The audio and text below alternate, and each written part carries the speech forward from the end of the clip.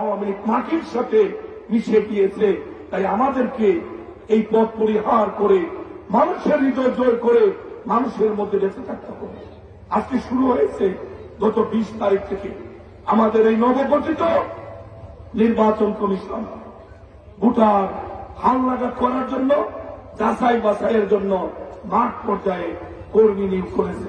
খেয়াল রাখবেন, হাসিনা পালিয়ে গিয়েছে, আওয়ামী লীগ ইঁদুরের গর্তে ঢুকেছে, কিন্তু প্রশাসনে যারা সুবিধাভোগী ছিল তারা কেবলমাত্র কুলস পাল্টিয়েছে। তাদের অন্তর থেকে হাসিনার প্রেম এখনো কিন্তু শেষ হয়ে যায় না। অতএব আমাদেরকে সতর্ক থাকতে হবে। খেয়াল রাখবেন, আমরা প্রত্যেকে কোন না কোন ওয়ার্ডে আমরা বসবাস করি, প্রত্যেকে কোন না কোন ইউনিয়নে বসবাস করি। আমাদের নিজস্ব একটি ভোট কেন্দ্র আছে, আমরা নিজেরা আমাদের কেন্দ্রে ভোট দেব ইনশাআল্লাহ। যারা আজকে মাঠ পর্যায়ে আসছে, আমরা একদম অতন্ত্র প্রহরী নিয়ে আমরা দৃষ্টি রাখবো এখানে কোন ভুয়া ভোটার আওয়ামী লীগের সময় হয়েছিল কিনা। আমাদের কোন নতুন ভোটার যারা দেশকে ভালোবেসে বুক চেটিয়ে রক্ত দিয়েছে, সেই টকবগে আমাদের ছাত্রছাত্রী যুবক যুবতীরা তারা যেন নতুন ভোটার লিস্ট থেকে কোনোভাবে বাদ না যায়। আমরা কথা কম বলবো, কাজ বেশি করব। এখন আমাদের সামনে এই কাজ নতুন ভোটার লিস্টে অন্তর্ভুক্ত হতে হবে। ভুয়া ভোটার যারা হয়েছে তাদেরকে বাদ দিয়ে একটি পরিচ্ছন্ন একদম সঠিক একটি ভোটার লিস্ট জাতির সামনে তুলে ধরার জন্য আমাদের অন্তর্বর্তীকালীন সরকার দায়িত্ব পালন করছেন। এই সরকার কোন রাজনৈতিক দলের সরকার নয়, এই অন্তর্বর্তীকালীন সরকার হচ্ছে বাংলাদেশের আওয়ামী লীগ ছাড়া সকল জনগণের ম্যান্ডেট নিয়ে আজকে ডক্টর ইউনূস স্যার ক্ষমতায় আছেন। উনাকে এবং উনার সরকারকে বিএনপি সহ সকল গণতন্ত্রকামী রাজনৈতিক দল আমরা সহযোগিতা দিয়ে যাচ্ছি।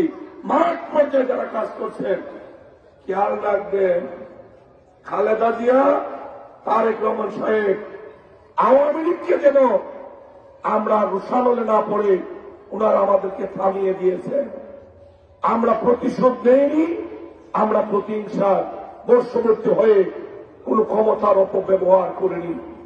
কিন্তু গত 17টি বছর মানুষের মনে যে স্বপ্ন হাসিনা কেড়ে নিয়েছে, মানুষের ভোটাধিকার, মত প্রকাশের স্বাধীনতা, এখানে যারা মাঠ পর্যায়ে কাজ করছেন অথবা ডেস্কে বসে কাজ করছেন, যদি ভোটার লিস্টে কোন ধরনের নয় ছয় করার চেষ্টা করেন, বাংলাদেশের মানুষ বিনা চ্যালেঞ্জে আপনাদেরকে ছেড়ে দেবে না। আমরা মাঠে ছিলাম, আমরা মাঠে আছি। আমরা চাই আমাদের প্রিয় নেতা তারেক রহমান সাহেব বারবার বলছেন, আমরা জনগণের অধিকার প্রতিষ্ঠার জন্য রাজনীতি করছি। জনগণের ভালোবাসায় যদি আমরা সিদ্ধ হতে পারি, তাহলে জনগণ আগামী দিন আমাদেরকে ভোট দেবে। সেই জন্য আমরা মানুষের জন্য যে রাজনীতি, আমরা সেটা অব্যাহত রাখবো ইনশাআল্লাহ। এই অঞ্চল আমি লজ্জিত, আমার জন্মের কারণে, আমার বাড়ি এই অঞ্চলে হওয়ার কারণে এই অঞ্চলের মানুষ গত 17টা বছর কি না কষ্টটা করেছেন। মানুষ বাড়িতে থাকতে পারে নাই, ঘরে থাকতে পারে নাই, ব্যবসা করতে পারে নাই। যারা হাজার হাজার কোটি টাকা দুর্নীতি করে কামিয়েছে, কেবল আমি অঞ্চলে থাকি, তাদের উৎসাহলে আমি, তারা এই অঞ্চলের মানুষকে কতটা কষ্ট দিয়েছে সেটা আপনারা সাক্ষী। এই মানুষগুলিকে বাড়ি ছাড়া ঘর ছাড়া করেছে। এই অঞ্চলের একটা মানুষ গত 17 বছরে সরকারি চাকরি কি জিনিস সেটা তারা চিন্তাও করতে পারে নাই, শুধু আমি অঞ্চলে থাকি।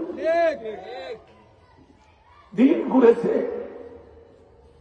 আমরা স্বজনপ্রীতি করব না, তবে ইনশাআল্লাহ যদি কাজ করার সুযোগ পায়, যতটা ক্ষতি হয়েছে তার চেয়ে বেশি পোষাবার চেষ্টা করবেন সময়ের জন্য অপেক্ষা করি। পাপ পাপকে ছাড়া না। গত শীত এইবার তো শৈত্যপ্রবাহ নাই, গত শীতে দফায় দফায় শৈত্যপ্রবাহ। এই প্রচন্ড শীতে আমাদের মানুষ হাওড়ে থেকেছে, জঙ্গলে থেকেছে, বনে বাদলে থেকেছে, আত্মীয় বাড়ি তো আমাদের মানুষকে মানুষ জায়গা দিত না ভয়ে। এই দিন আমরা ভুলে যাইনি। গত বছর এই শীতের দিনে আমি সহ হাজার হাজার মানুষ, লক্ষ লক্ষ মানুষ মিথ্যা মামলা নিয়ে আমরা কারাগারে বন্দী ছিলাম। আল্লাহ ন্যায়ের পক্ষে, আল্লাহ সত্যের পক্ষে এইবার শীতে আমরা মুক্ত আওয়ামী লীগ কারাগারে। এটাই আল্লাহর বিচার। অতএব অন্যায় করা যাবে না, জুলুম করা যাবে না, লুট করা যাবে না, পাপ করা যাবে না। ষড়যন্ত্র ছিল, ষড়যন্ত্র আছে, ষড়যন্ত্র থাকবে। চক্রান্তকারীরা বারবার মানুষকে বিভ্রান্তের চেষ্টা করবে। মানুষ তার বুদ্ধি দিয়ে, মানুষ তার সততা দিয়ে, মানুষ তার ইমানি শক্তি দিয়ে সমস্ত চক্রান্তের জাল ছিন্ন করে মানুষ সামনের দিকে এগিয়ে যাবে। এটাই হচ্ছে বাস্তবতা।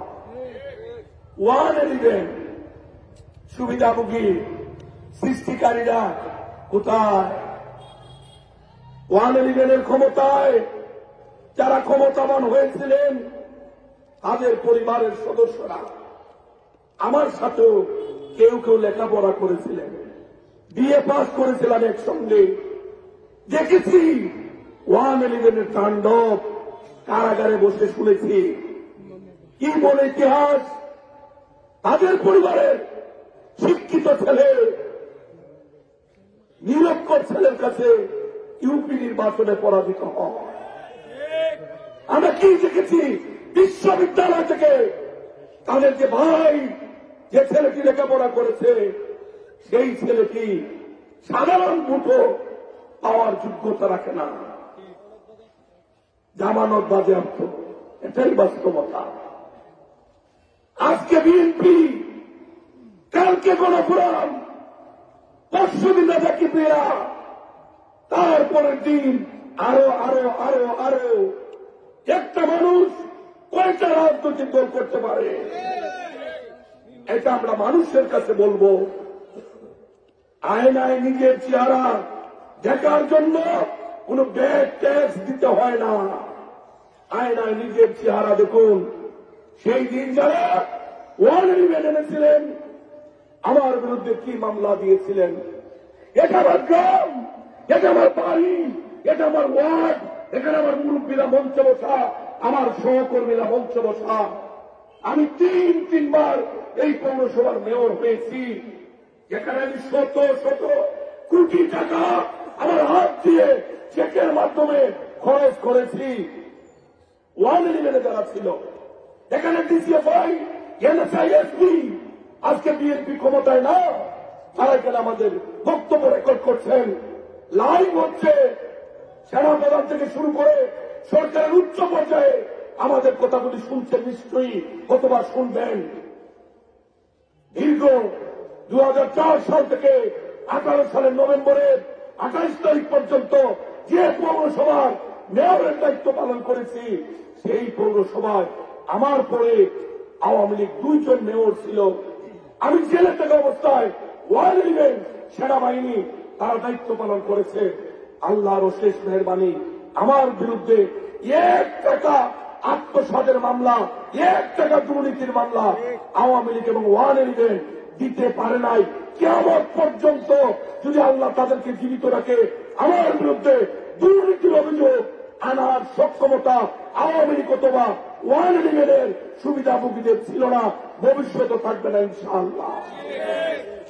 রাজনীতি করি মানুষের জন্য, মানুষের টাকা বাড়িতে নেওয়ার জন্য আমি রাজনীতি করি না। কি মামলা দিয়েছিল সেই দিন?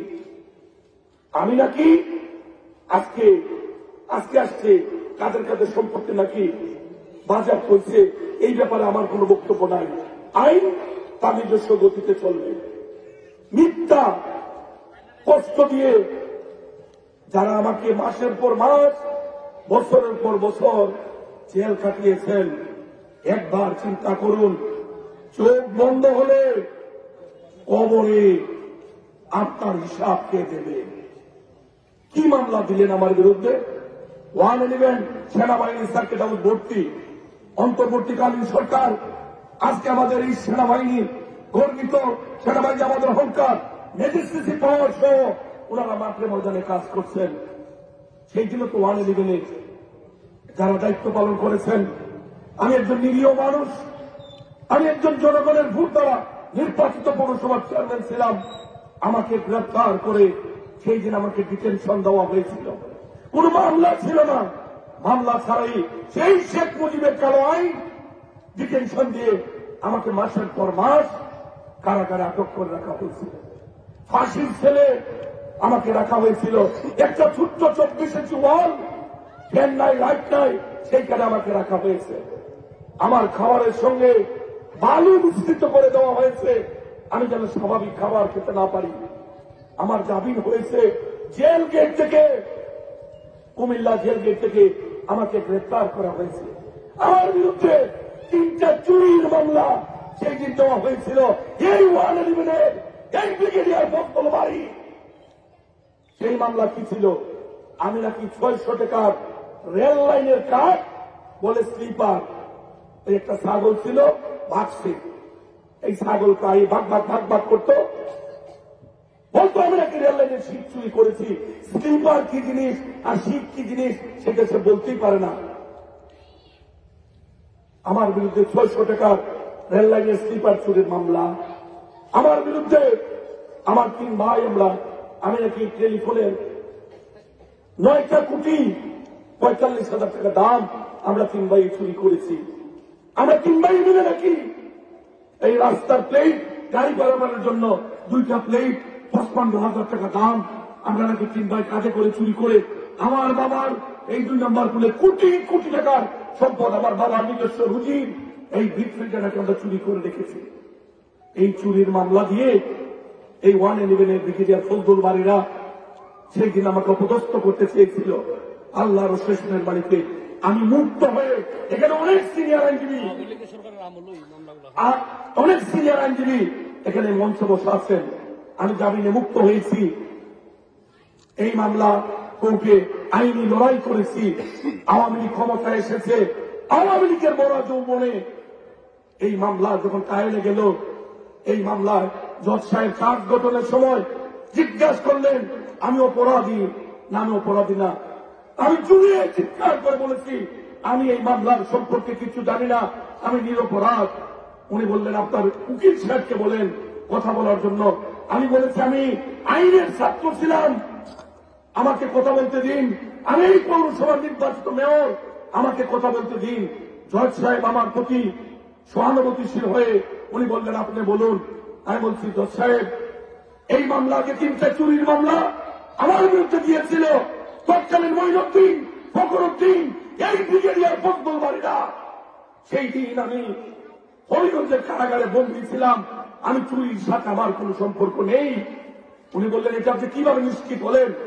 আমি বললাম স্যার এই মামলা রুজু হয়েছে কবে, মাল চুরি হয়েছে কবে? ইনি বললেন মার্চ মাসে 7 তারিখে মাল চুরি হয়েছে, 9 তারিখে মাল রিকভারি হয়েছে, মানে উদ্ধার হয়েছে। আমি বলেছি স্যার এখানে হিসাবে গন্ডগোল, এই কুলেঙ্গাররা বুঝতে পারে নাই আমি জানুয়ারি মাসের 16 তারিখে সেনাবাহিনী আমাকে আমার বাসা থেকে গ্রেফতার করেছে। আমি মার্চ মাসের 7 তারিখ হবিগঞ্জের জেলে 4 জেলের ভিতরে বন্দী, আমি মার্চ মাসের 9 তারিখও বন্দী। তাহলে আমি মাল চুরি করলাম কিভাবে? জজ সাহেব অবাক। উনি এই পুলিশ, এই সাব ইন্সপেক্টর, তাকে জিজ্ঞাসা করলেন যিনি আমার মামলা লড়াইও, তাকে জিজ্ঞাসা করলেন ইনি কি বলছেন, উনি কোথায় ছিলেন সেই দিন? বলে স্যার আমি জানি না। উনি বললেন 24 ঘন্টা সময়, এখন বাজে দুপুর 12টা, কালকে 12টায় আপনাকে বলতে হবে এই জিকে ঘোষ চুরির দিন কোথায় ছিল।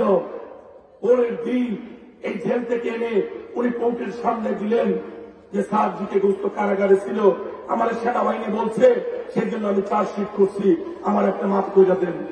জজ সাহেব লিখলেন চার্জ গঠন করার মতো সুনির্দিষ্ট কোন প্রমাণ না থাকায় জিকে ঘোষ এবং তার উপর 2 ভাই জিকে গাফফার এবং গোলাম মোল্লাকে এই মামলাগুলির দায় থেকে অব্যাহতি প্রদান করা হইল। অথচ এই চুরির মামলায় 19.5 মাস আমি জেল কেটেছি, আল্লাহর কাছে বিচার দিয়েছি। আল্লাহ নিশ্চয় বিচার করবেন। কিবরিয়া সাহেবের হত্যার সময় আমি বাংলাদেশে না, আমি আমার বাবার সাথে হজে। আমি অবাক হয়েছি, সেই মামলায় আমাকে আসামি শ্রেণীভুক্ত করা হয়েছে। আমি যেহেতু আইনের ছাত্র, লেখাপড়া করেছি, আমি অবাক হয়েছি, দেখেছি আমার মামলায় আমার বিরুদ্ধে অভিযোগ কি।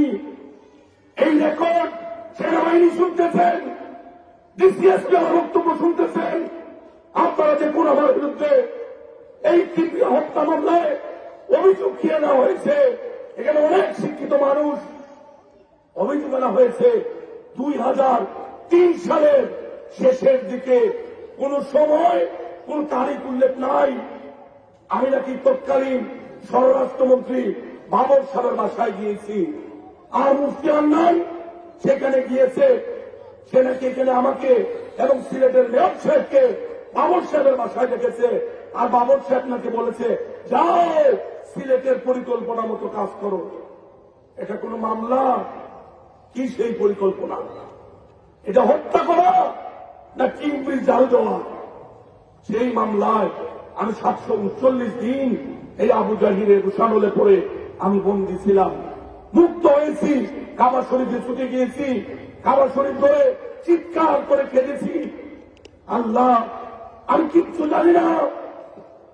এই ঘর আপনার ঘর, এই তাওয়াফের জায়গা, বাবা আদম আলাইহিস সালাম থেকে শুরু করে শেষ নবী রাসূল পাক সাল্লাল্লাহু আলাইহি ওয়াসাল্লামের পবিত্র কদম মোবারক যে মাটিতে তাওয়াফের জায়গায় স্পর্শ করেছে, আল্লাহ আমি সেইখানে বসা ছিলাম। আমি কিচ্ছু জানি না। কিবরিয়া সাহেবের হত্যার আগে অথবা পরে যদি আমি কিচ্ছু জানি, আল্লাহ আমার দুটো চোখ বন্ধ করে দিন, নতুবা আল্লাহ আমাকে হেফাজত করুন। এই মামলায় মাসের পর মাস, বছরের পর জেল কেটেছি। 2014 সালের ডিসেম্বরের 28 তারিখ আত্মসমর্পণ করেছিলাম, আর 2017 সালের জানুয়ারি মাসের 4 তারিখে জামিনে মুক্ত হয়েছি। হাসিনা পালিয়েছে 2024 সালের আগস্ট মাসের 5 তারিখ।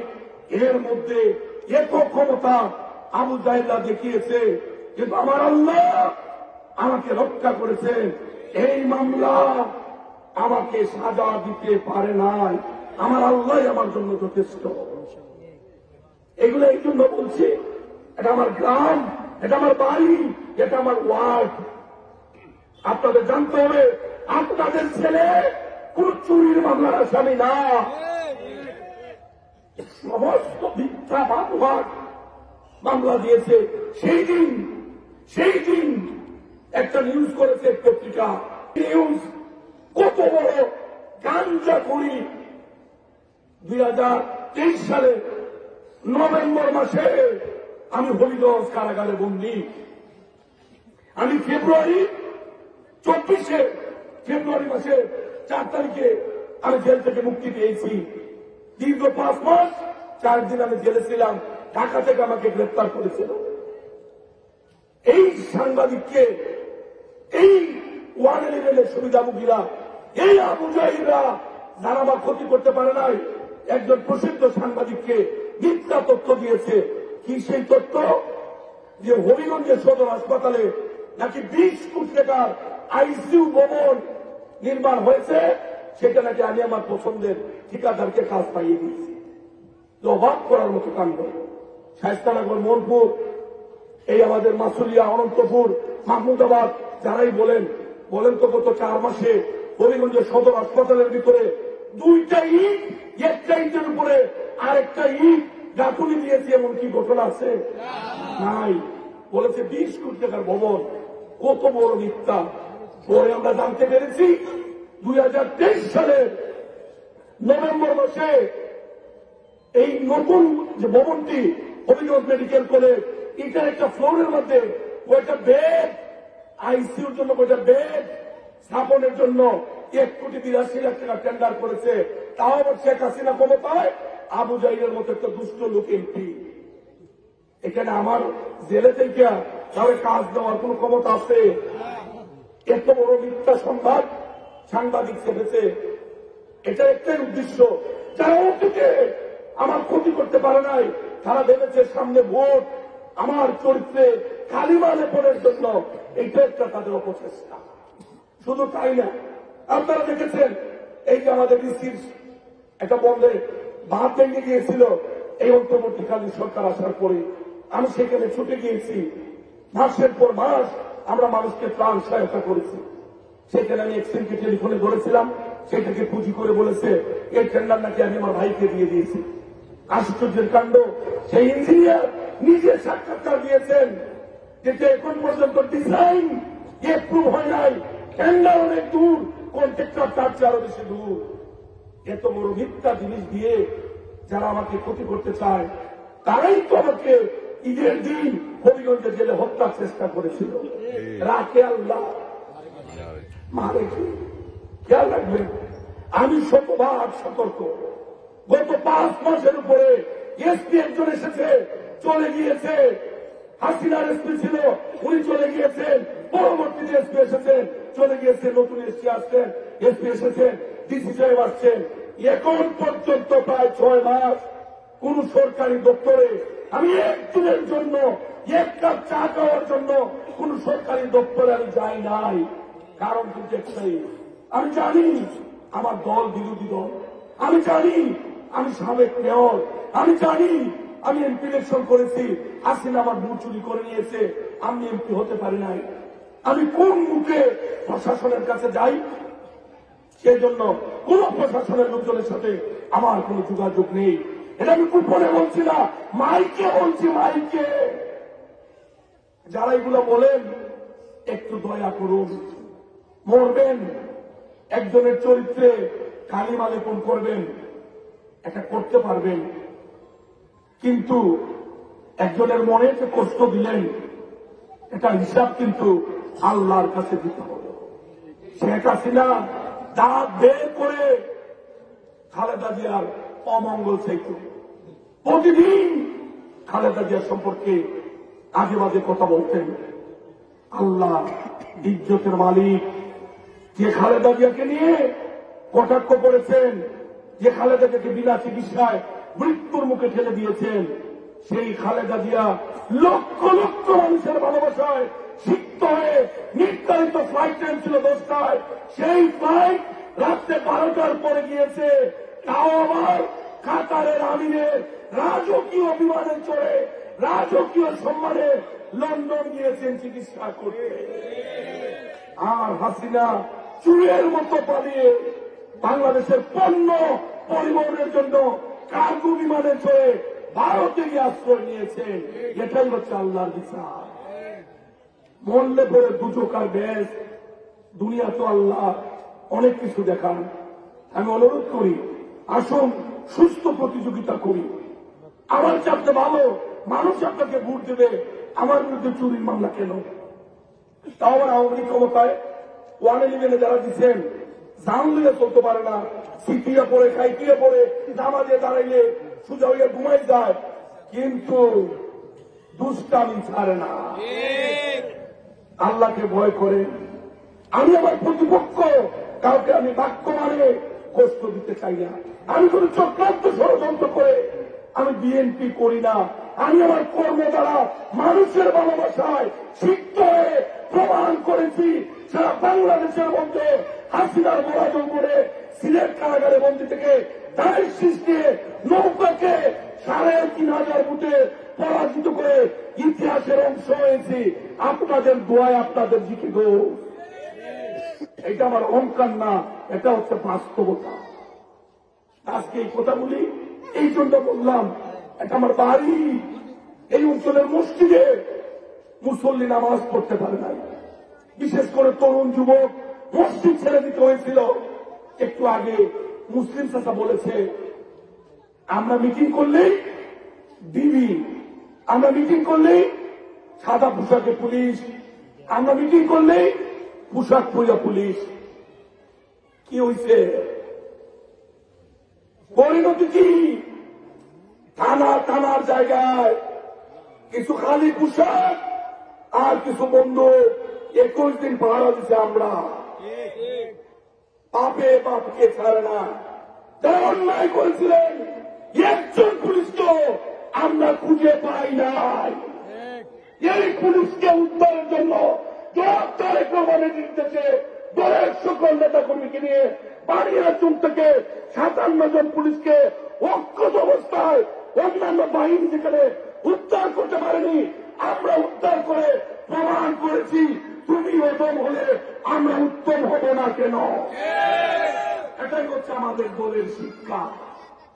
এই যে লেখেন যারা সুবিধাভোগী এই ফেসবুকে দেখলেই লেখেন আগে মানুষ সম্পর্কে জানেন, মানুষের পরিবার সম্পর্কে জানেন। লিখার স্বাধীনতার জন্য, বলার স্বাধীনতার জন্যই তো আমাদের বৈষম্য বিরোধী আন্দোলন হয়েছে। কিন্তু সত্য লিখুন, মিথ্যা পরিহার করুন, আল্লাহকে ভয় করুন। আর কথা না বাড়িয়ে শুধু আজকে আমার দুঃখের কথাগুলি বললাম।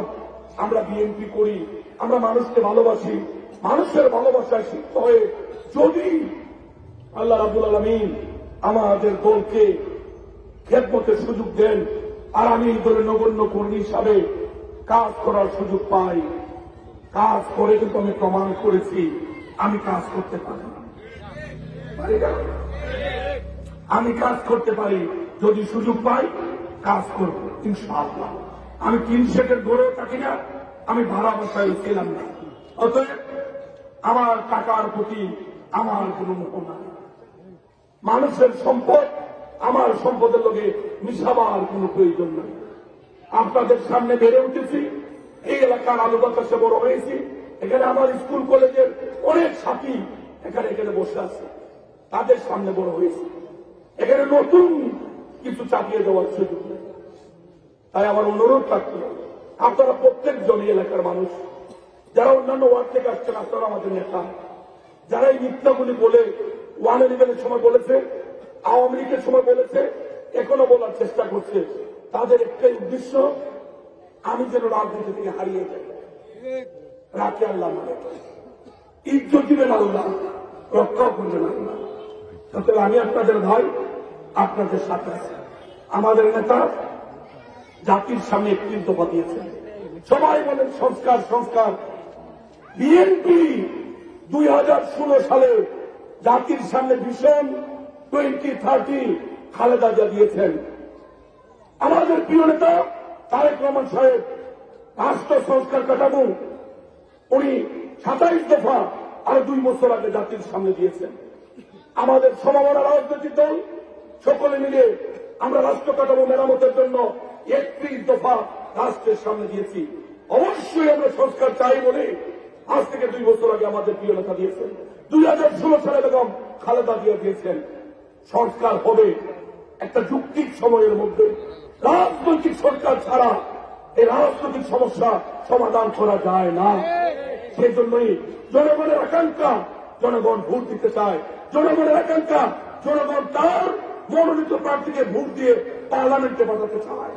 কোন চক্রান্ত ষড়যন্ত্র করে এই গণতন্ত্রকামী মানুষ যারা রক্ত দিয়ে দেশ স্বাধীন করেছে, এই গণতন্ত্রকামী মানুষ রক্ত দিয়ে স্বাধীন পতন নিশ্চিত করেছে, এই গণতন্ত্রকামী মানুষ রক্ত দিয়ে হাসিনার পরাজয় নিশ্চিত করেছে, তাদেরকে কোন চক্রান্ত করে ভোট দান থেকে দূরে রাখা সম্ভব হবে না। তাই আসুন আমরা প্রস্তুতি নেই। আমরা আমাদের মনের মানুষ, আমাদের প্রাণের মানুষ, আমাদের পক্ষে যে কথা বলবে আমরা সেই প্রার্থীকে খুঁজে নেই। দলের নেতৃবৃন্দ যারা ভোট করবেন স্বপ্ন দেখেন, স্বপ্ন দেখা ভালো, কিন্তু খেয়াল রাখবেন এই ভোট হবে প্রতিদ্বন্দ্বিতাপূর্ণ ভোট। এই ভোট হবে একজনের একটা ভোট। এই ভোট একজনে 2টা দিতে পারবেন না। অতএব মানুষকে ভালোবেসে মানুষের হৃদয় জয় করে যদি জনপ্রতিনিধি হতে পারেন, এর চেয়ে বড় আনন্দ আর থাকতে পারে না। তাই আমরা মানুষের সেবক হয়ে মানুষের কাজ করব, তারেক রহমানের উপদেশগুলি আমরা অক্ষরে করে পালন করব। এটাই হোক আমাদের অঙ্গীকার। আমাদের নেত্রী অনেক অসুস্থ, আমাদের মাতৃতুল্য এবং খালেদা জিয়া, সবাই দোয়া করবেন আল্লাহ যেন আমাদের নেত্রীকে নেক হায়াত দিয়ে সম্পূর্ণ সুস্থ করে আমাদের মধ্যে স্বাভাবিক জীবনে ফিরিয়ে দেন। আমাদের প্রিয় নেতা, আমাদের অহংকার, আগামী দিন তিনি বাংলাদেশকে নেতৃত্ব দেবেন, সেই গণতন্ত্রের ধারণ বাহক জনাব তারেক রহমান সাহেব এই হাসিনার সমস্ত পাতানো ফাঁদ যেভাবে অতিক্রম হচ্ছে আইনি লড়াইয়ের মধ্য দিয়ে সমস্ত চক্রান্তের জাল ছিন্ন করে বীরের বেশে মাথা উঁচু করে বাংলাদেশে যেন ফিরে আসতে পারেন, আল্লাহ যেন সেই তৌফিক দেন। আমার নিজের জন্মস্থান, এই গ্রাম, এই ওয়ার্ড, এই মহল্লায় যারা কষ্ট করে এই সুন্দর আয়োজন করেছেন, অনেক সময় অনেক রাজনৈতিক বক্তব্য দেই, আজকে নিজের কিছু দুঃখের কথা এবং যারা আপনাদের সামনে মিথ্যা বলে মিথ্যার উত্তর দেওয়ার জন্য কিছু ইতিহাসের অংশ তুলে ধরলাম। যারা আমার বক্তব্য শুনেছেন, আওয়ামী লীগের যারা শক্তি সামর্থ্য আছে, পুলিশি যারা রাজনীতি করেন, সমর্থ যদি থাকে খণ্ডন করুন। আমার বিরুদ্ধে চুরির মামলা প্রমাণ করতে পেরেছেন কিনা? আমার বালিশের নিচে 9M পিস্তল ঢুকিয়ে দিয়েছিলেন, আমি বেকসুর খালাস হাসিনার আমলে পেয়েছি কিনা? এগুলা ইতিহাস প্রমাণ করুন আমি মিথ্যা বলেছি কিনা। আমি ব্যক্তিগত ঘাটাঘাটিতে যাব না। আমি জানি অনেকের বিরুদ্ধে যদি কথা বলি কালকে বাজারও বেরোলে আপনাদের কষ্ট হবে, কিন্তু আমি নোংরামিতে যাব না। আমি রাজনীতি করি মানুষের জন্য, মানুষের ভালোবাসার জন্য, কাউকে কষ্ট দিয়ে তার অন্তরের বদলা নেওয়ার জন্য না। লক্ষ্য করুন, বিএনপি পালিয়ে গিয়েছে, সে আগে পিছনে পুলিশ, যে যেটা চায় আল্লাহ তারে সেটা দেয়। পুলিশ পাহারা দিয়ে এতটা বোকা বকছে, এই পুলিশ তারে বাড়ি থেকে বাইর করে সময় তার চেয়ে বেশি বকতে বকতে তারে বুটটা পড়াইয়া গাড়ি তুলে দিচ্ছে। কিরে ভাই, তুমি কই? তুমি কই? আসো আসো, দেখো মানুষ কি বলে। এগুলো আল্লাহ পছন্দ করে। আল্লাহ যেন আমাদেরকে সঠিক পথে, সৎ পথে, হক পথে চলার তৌফিক দেন, সেই আশাবাদ ব্যক্ত করে আজকের এই সুন্দর আয়োজনের জন্য পৌর বিএনপি, ওয়ার্ড বিএনপি সহ সকল জেলা বিএনপি সহ এলাকার মুরব্বিয়ানকে কৃতজ্ঞতা জানিয়ে আমি আমার কথা শেষ করছি। খুদা হাফেজ। বাংলাদেশ জিন্দাবাদ। শহীদ জিয়া মরহুম, দেশ নেত্রী বেগম খালেদা জিয়া জিন্দাবাদ। আমাদের অহংকার জনাব তারেক রহমান জিন্দাবাদ, জিন্দাবাদ। সবাইকে অসংখ্য ধন্যবাদ।